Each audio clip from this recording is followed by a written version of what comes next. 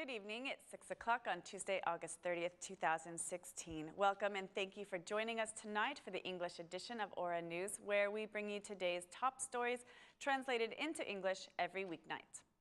The majority will vote on the vetting law for judges and prosecutors. During a live conference with his followers on Facebook and Twitter, Prime Minister Rama gave assurance that the judicial reform will move forward, even if the Democratic Party does not want it.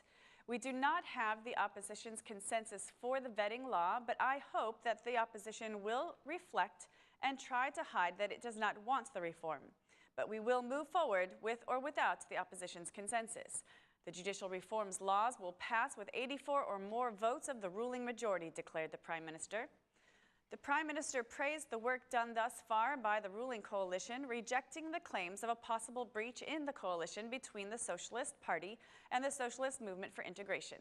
He also emphasized that the coalition has wide support and that the Party for Justice, Integrity and Unity has recently joined the coalition. Mr. Rama declared that the coalition parties will soon sit and discuss the project for the next 4 years. The Prime Minister also commented on Arbery Road, giving assurance that the government will finish the road and that it is currently negotiating with the Chinese company to reach an agreement that would not bring new debts for the country. Arbery Road was not started because the Democratic Party had negotiated a project with the Chinese company which would incur debt. We want to repay old debts and not incur new ones. The government has negotiated a formula for a public-private partnership which does not take on any debt. We will construct Arbery Road in a way that we do not need to take loans. This is what we have negotiated with the Chinese company, a public-private partnership formula, said the Prime Minister. The opposition will participate in the special plenary session for adopting the vetting law for judges and prosecutors. But if their amendments are not considered, the opposition will abstain, as the DP chairman considers the draft law to be in violation of the Constitution. The decision was made in the Democratic Party's parliamentary group meeting, where it is learned that the DP chairman, Lozambasha, said that the Democratic Party will do anything to clean the justice system of corrupt judges and prosecutors.